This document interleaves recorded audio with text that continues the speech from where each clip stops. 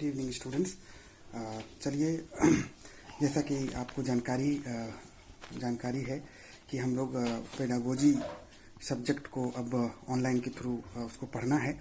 तो अगर आप गौर करेंगे, जैसे कि मैं आपको बता दूं कि मैं बायोलॉजिकल साइंस आपको पढ़ाऊंगा, जो पेडागोजी है बायोलॉजिकल साइंस वो पढ़ाऊंगा आपको। तो बायोलॉजिकल साइंस पेडागोजी के जो कंटेंट्स हैं उसको आगे बढ़ने से पहले, या मैं चाहता हूं कि कुछ बेसिक कॉन्सेप्ट आपको दिया जाए, आप कुछ चीज़ों की बेसिक समझ रखें, तो यह आवश्यक है। तो आपको विषय वस्तु को समझने में आसानी होगी और बड़े आसानी से आप इसको ग्रहण कर पाएंगे।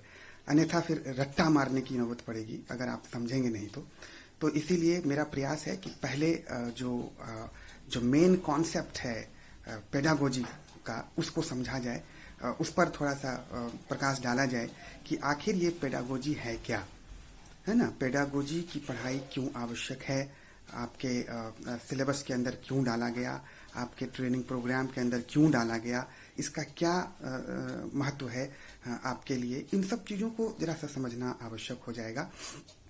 तो मैं चाहूँगा कि मैं आपको पहले इसके विषय पर इस बिंदु पर पहले मैं बात करूँ आपसे। तो क्योंकि जब आधारभूत समझ विकसित हो जाएगी तो फिर जो विषय आधारित जो प्रकरण हैं, उप प्रकरण हैं, इनको समझाना आसान होगा और आपको भी इसे समझना बहुत आसान लगने लगेगा आपके लिए भी। तो इस दृष्टिकोण से मुझे लगा कि पहले पेडागोजी के कॉन्सेप्ट पर बात करना आवश्यक है। इसीलिए तो चलिए, जैसे आपने देखा कि अब तक जो आपका जो प्रोग्राम है बीएड का, उसमें आप ये देख पा रहे हैं कि कुछ कॉमन पेपर्स होते हैं जिसे आपको पढ़ने होते हैं। कुछ जो है जैसे कि अभी अभी आपने इस सेमेस्टर के अंदर देखा कि एक पेडागोजी सब्जेक्ट बोलकर इंट्रोड्यूस कर दिया गया कि पेडागोजी सब्जेक्ट आपको पढ़ना है। क्या है ये पेडागोजी सब्जेक्ट, आपको इसको समझना होगा और इसका क्या महत्व है। देखिए, कॉमन पेपर्स का मतलब ये हो गया, जैसे सेम 1 के अंदर भी आपने पढ़ा है पेपर 1, पेपर 2, पेपर 3, पेपर 4, जो कि सभी के लिए समान रूप से महत्वपूर्ण है और सबके लिए ये जानना आवश्यक है, जो कि एडुकेशन से प्योरली रिलेटेड है और उसी से संबंधित विषयों की जानकारी आप तक पहुंचाता है। तो उसके अलावा आपने देखा कि आपको ईपीसी की जानकारी पेपर के रूप में दी गई, इन्हांसिंग प्रोफेशनल कैपेसिटी, जो आपकी जो व्यावसायिक क्षमता को इम्प्रूव करने के लिए इस पर्टिकुलर सब्जेक्ट को इंट्रोड्यूस किया गया आपके सिलेबस के अंदर। उसी तरीके से आप देखिएगा कि एक नई चीज जो अभी अभी आई वो है जिसको आप अभी अभी अनुभव कर रहे हैं, वो है पेडागोजी, शिक्षा शास्त्रीय विषय। पेडागोजी सब्जेक्ट जो है वो वास्तव में क्या है कि जैसे आप जो बीएड करते हैं, तो बीएड करने के बाद बेसिकली आप जो 10 के अंदर पढ़ाने के लिए आप एलिजिबल हो जाते हैं। जैसे टीचर्स जो होंगे वो जैसे प्राइमरी सेक्शंस हुआ, हाँ, फिर से सेकेंडरी हुआ, हायर सेकेंडरी हुआ। तो जैसा कि आपको पता है हायर सेकेंडरी में कौन आएंगे, 11-12 के लोग हायर सेकेंडरी में आएंगे। सेकेंडरी में 8, 9, 10 आएगा और वो जो उसके पहले होंगे, जैसे 1 to 6 का जो कॉन्सेप्ट है ना, तो वो जो है लोअर प्राइमरी, फिर 7, 8 जो है फिर वो आपका हायर प्राइमरी, फिर 9, 10 जो है फिर वो आपका लोअर सेकेंडरी, और फिर 11, 12 जो होता है 11, 12 वो होता है हायर सेकेंडरी। तो इस तरह से देखिएगा कि तो आप की जो आपका जो क्वालिफिकेशन है, मान लीजिए जैसे आपने अभी ग्रेजुएशन किया हुआ है और आप बीएड किए हुए हैं, तो आप जो एलिजिबल होंगे वो कहाँ पढ़ाने के लिए एलिजिबल होंगे, तो आप सेकेंडरी स्कूल्स में, जैसे हमने कहा कि 9, 10 जो है इसमें आप एलिजिबल हो जाइएगा।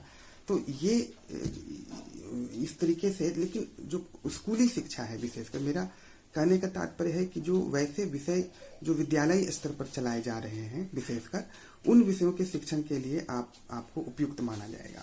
तो विद्यालय विषय में तो आपका अपना जो विषय होगा, मतलब किस रूप में आपकी अपनी पहचान होगी, जरा इस पर बातचीत करनी पड़ेगी। कि जैसे आप मान लीजिए बायोलॉजी विषय से आपने ऑनर्स किया ग्रेजुएशन के अंदर, कोई बॉटनी ऑनर्स होगा, कोई जूलॉजी ऑनर्स होगा, तो बायोलॉजी का ही 2 पार्ट है, बॉटनी, जूलॉजी। तो उनको जो मेथड पेपर मिलेगा वो बायोलॉजिकल साइंस मिलेगा। तो मेथड पेपर कह लीजिए या मेथड पेपर कहिए या पेडागोजी सब्जेक्ट कहिए, इसके चयन का जो बेसिक आधार है वो बेसिक आधार क्या होगा? चयन का बेसिक आधार होगा यही कि आपने पहले तो किस ऑनर्स को लेकर पढ़ा है, तो उस ऑनर्स सब्जेक्ट में ही आपको पेडागोजी सब्जेक्ट के रूप में वो दिया जाएगा या मेथड पेपर के रूप में आपको दिया जाएगा। तो मान लीजिए अगर कोई पास कोर्स का विद्यार्थी है तो फिर उसके मेथड पेपर का सिलेक्शन का आधार डिफरेंट होता है।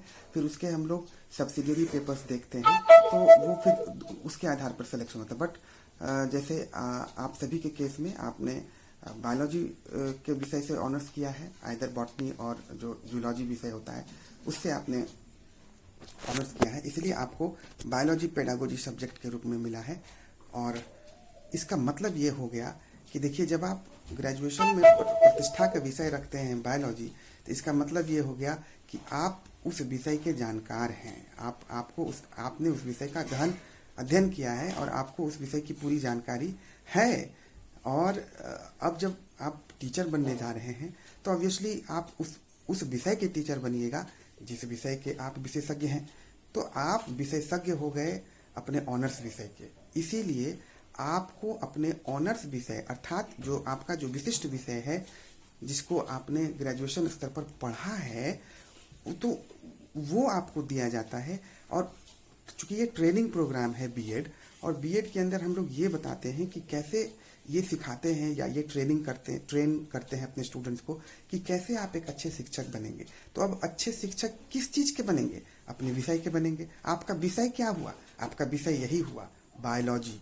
जो अब अगर कोई कहे कि आप किस विषय के हैं तो आपको ये कहना होगा कि हम बायोलॉजी विषय के हैं। तो बायोलॉजी विषय को कैसे पढ़ाएंगे? कौन सी विधि का इस्तेमाल करेंगे? किस शिक्षण विधि का प्रयोग करें कि मेरा यह विषय अच्छे से हम पढ़ा सकते हैं? तो यह जो विषय वस्तु है कि हम अपने विषय को कैसे अच्छे से पढ़ाएंगे, यही है मेथड पेपर। मतलब मेथड का अर्थ होता है तरीका, है ना।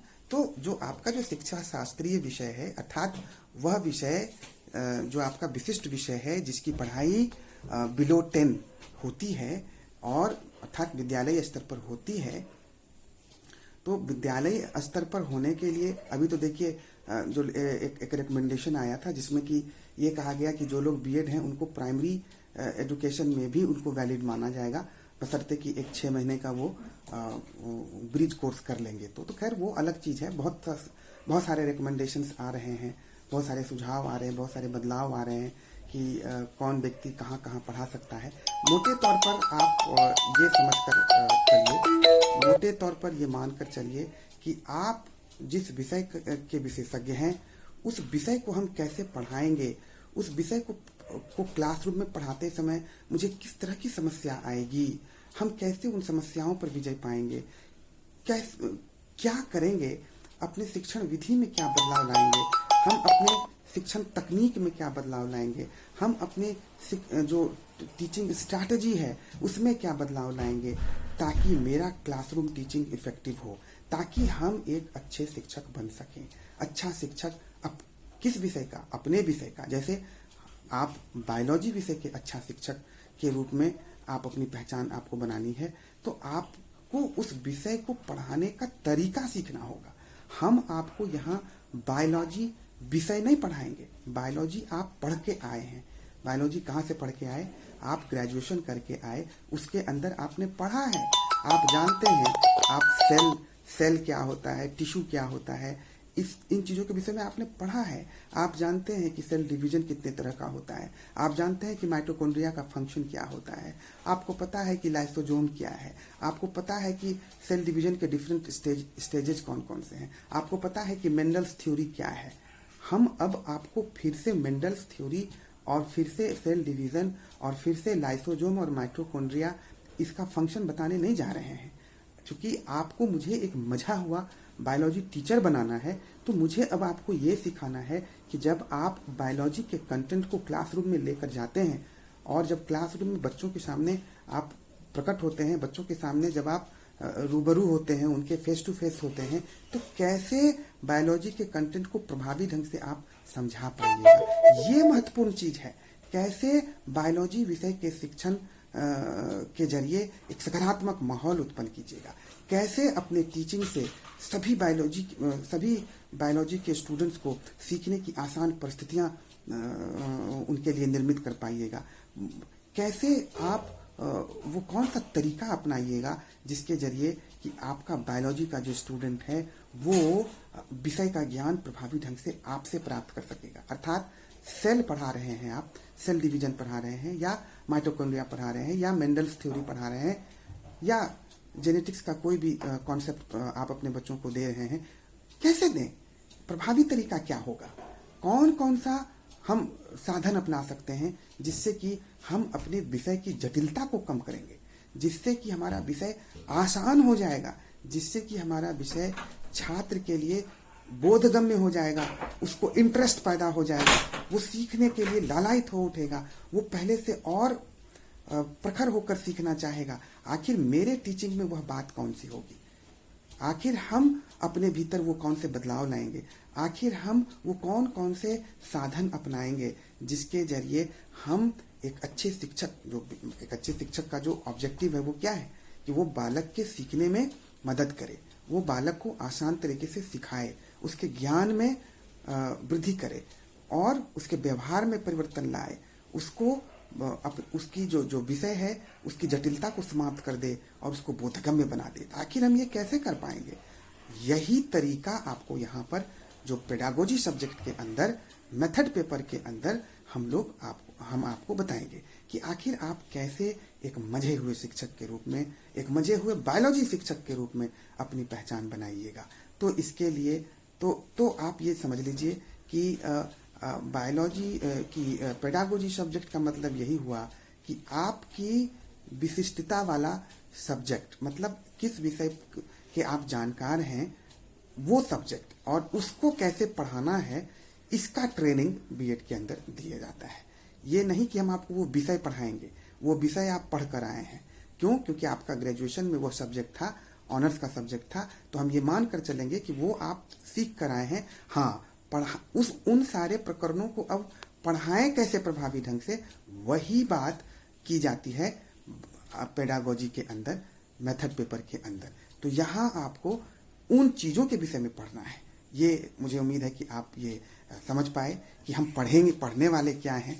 तो दूसरा जो एक एंगल है, जिस एंगल से मैं बात करना चाहता हूं, वो ये है कि यदि आपसे कोई पूछे कि कैसे हम ही पूछें आपसे कि बायोलॉजी के कंटेंट को कैसे प्रभावी ढंग से प्रकट कीजिएगा, क्या क्या आपके सब्जेक्ट की समस्या होगी पढ़ाते समय, तो जो मूलभूत समस्याएं होंगी यही ना होंगी कि किस शिक्षण विधि का चयन करें ताकि मेरा स्टूडेंट अच्छे से समझे। हो सकता है क्योंकि स्टूडेंट की देखिए उसकी एफिशिएंसी अलग है, उसका इंडिविजुअल डिफरेंसेस उसके अंदर पाया जाता है, व्यक्तिगत विभिन्नता पाया जाता है। कोई बच्चा तेज है, कोई बच्चा थोड़ा डल है, कोई सामान्य है, कोई बिलो एवरेज है, कोई बैकवर्ड चाइल्ड है, आपके क्लास में बैठा है। लेकिन आपको तो सबको समझाना है, सबको पढ़ाना है, तो वो कौन सा टेक्निक अपनावें, कौन सा मेथड अपनावें, शिक्षण विधि कौन सा अपनावें। शिक्षण विधि कई तरह के हो सकते हैं, जैसे आप देखिए लेक्चर मेथड हो सकता है, लेक्चर कम डेमोन्स्ट्रेशन मेथड हो सकता है ना। जैसे आप इंडक्टिव मेथड हो सकता है, डिडक्टिव मेथड हो सकता है, आगमन विधि, निगमन विधि, एनालिटिक मेथड हो सकता है, सिंथेटिक मेथड हो सकता है, जैसे लेबोरेटरी मेथड हो सकता है, एक्सकर्सन मेथड हो सकता है, जैसे कि टेक्स्ट बुक मेथड हो सकता है, जैसे ह्यूरिस्टिक मेथड हो सकता है। बहुत सारे मेथड हो सकते हैं। आखिर मैं किस मेथड का चुनाव करूं जिसका कि सबसे ज्यादा प्रभाव मेरे बच्चों पर पड़े? तो ये सिलेक्शन कैसे होगा, ये समझ कैसे विकसित होगी? यहीं पर विकसित होगी। ये पेडागोजी सब्जेक्ट, ये जो मेथड पेपर, ये जो आप पढ़ रहे हैं, ये यहाँ जो ट्रेनिंग प्राप्त करेंगे, ये आपको हेल्प करेगा। क्या हेल्प करेगा कि भाई आप जब क्लासरूम में जाएं और बच्चों को पढ़ाने के लिए, तो आप देखें कि आपके बच्चों का कैलिबर क्या है, आपके बच्चे किस स्तर के हैं, आपके बच्चे में इंडिविजुअल डिफरेंस किस लेवल का है, मैक्सिमम बच्चे किस कैटेगरी में आते हैं, क्या वे सबके सब बिलो एवरेज हैं, क्या वे सबके सब सामान्य बालक की श्रेणी में हैं, क्या वे सबके सब इंटेलिजेंट स्टूडेंट हैं, क्या हैं वे, क्या। तो ये आपको एक तरह से कैटेगराइज करना होगा। फिर आपको ये डिसीजन लेना होगा कि ये जो स्टूडेंट्स होते हैं अगर मेरा मैक्सिमम बच्चा इंटेलिजेंट है तो इंटेलिजेंट बच्चे के लिए हम किस तरह की शिक्षण विधि का इस्तेमाल कर सकते हैं। जैसे अगर आप लेक्चर मेथड, इंटेलिजेंट जो बच्चे होते हैं उनको पसंद होता है क्योंकि जल्दी जल्दी कंटेंट उनके सामने रखे जाते हैं लेक्चर के माध्यम से और वो समझते चले जाते हैं। लेकिन अगर आप देखिए कि जो बैकवर्ड चाइल्ड है या फिर जो एवरेज चाइल्ड है वो उनको चाहिए कि नहीं सर केवल लेक्चर मत दीजिए, कुछ डिमॉन्स्ट्रेट करके भी समझाइए। तो आप चार्ट पेपर हुआ, मॉडल हुआ, हाँ, आप जैसे बहुत सारे जो इक्विपमेंट्स हैं उसका इस्तेमाल करके उसको प्रदर्शित करते हैं ब्लैक बोर्ड पर या फिर डीवीडी के माध्यम से, प्रोजेक्टर के माध्यम से, और फिर लेक्चर भी देते हैं ताकि बच्चा समझ सके। तो ये जो आपने बदलाव लाया और ये जो उपकरण आपने यूज किया, जैसे टीचिंग एड्स यूज किया आपने, तो ये आपने अपने शिक्षण विधि में एक बदलाव इस उद्देश्य से लाया कि भाई जितने भी बच्चे हमारे स्टूडेंट जितने भी बैठे हैं क्लासरूम में वो सबके सब लाभान्वित हों, चाहे वो किसी भी श्रेणी के हों। तो यह ज्ञान कौन विकसित करेगा, यह ट्रेनिंग कौन देगा आपको? यही मेथड पेपर का जब आप अध्ययन करते हैं तो आपको इससे जुड़ी हुई जानकारियां प्राप्त होती हैं। उसी तरीके से कि और क्या समस्या उत्पन्न हो सकती है।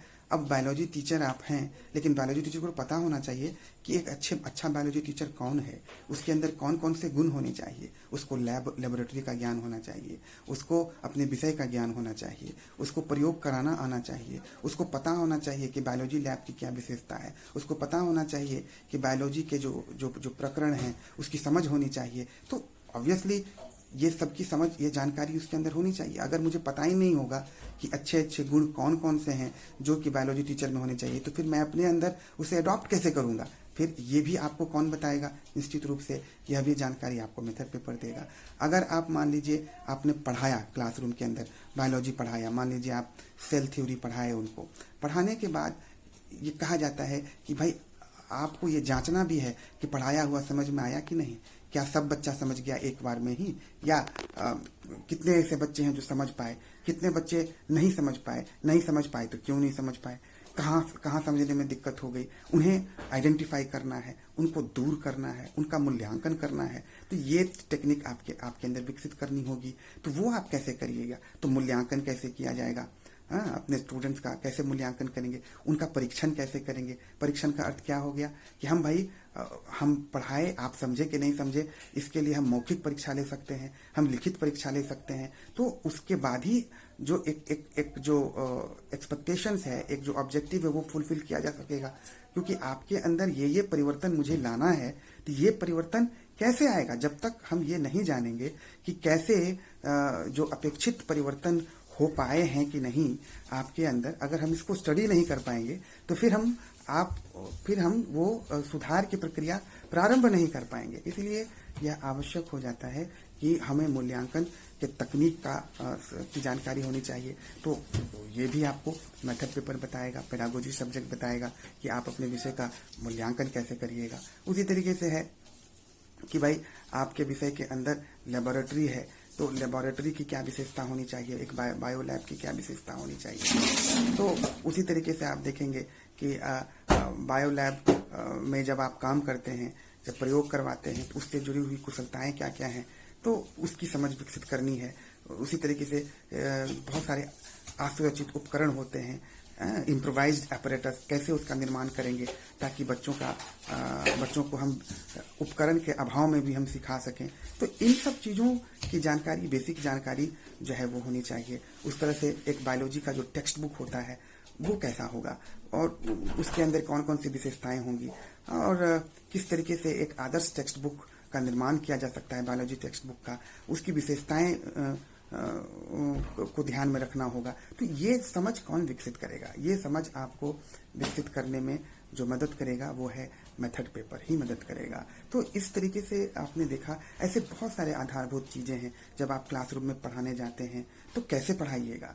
हाँ, जैसे कि आप लोगों को लेसन प्लान बनाना सिखाए थे, तो लेसन प्लान के जरिए आप इफेक्टिव टीचिंग कर पाते हैं। आप एक पहले से ही योजना बना लेते हैं कि हमें इस तरीके से पढ़ाना है, तो उससे क्या होता है, आपका समय भी नष्ट नहीं होता और आपको अपने उद्देश्य की प्राप्ति होती है। तो लेसन प्लान भी इसका एक पार्ट होगा।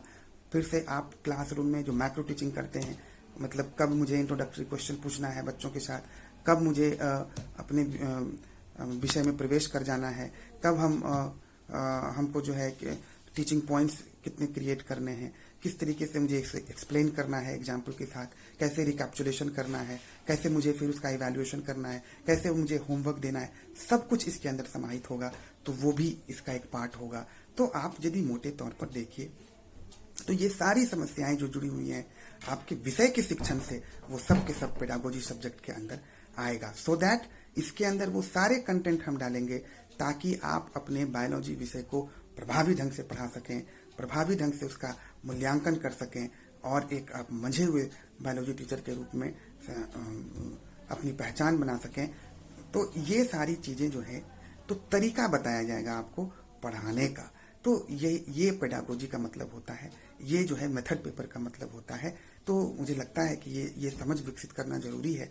नहीं तो बहुत के मन में तो यही कंफ्यूजन होगा कि बायोलॉजी मतलब हम यहाँ सेल की थ्योरी पढ़ेंगे, मतलब हम यहाँ माइटोकॉन्ड्रिया बनाना सीखेंगे, हम माइटोकॉन्ड्रिया का यहाँ पिक्चर बनाना सीखेंगे या माइटोकॉन्ड्रिया का फंक्शन सीखेंगे। जी नहीं, वो आप सीख कर आए हैं, वो आप जब ग्रेजुएशन कर रहे थे वहां पढ़ के आए हैं, ये आपका ऑनर्स विषय है। अब हम आपको ये सिखाएंगे कि आप जो उन चीजों को सीखे हैं तो आप अपने बच्चों को कैसे सिखाएंगे, स्टूडेंट को कैसे सिखाएंगे, कौन सा तरीका अपनाएंगे। तो इससे रिलेटेड चीजें होंगी। अब आइए दो चीजें हैं जिसको समझना महत्वपूर्ण है।